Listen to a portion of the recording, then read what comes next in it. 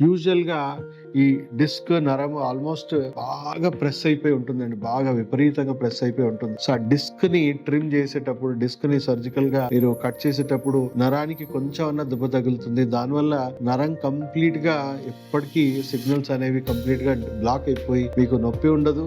స్పర్శ కూడా పోతుంది. సో, ఒకవేళ లంబార్ రీజియన్‌లో మనకు సర్జరీస్ ఫెయిల్ అయ్యాయి అనుకోండి, కాళ్ళు పడిపోవడము.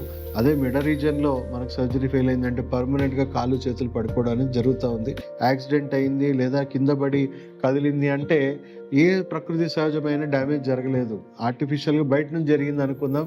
దానికి మనం ఒప్పుకుందాం కరెక్టే అని.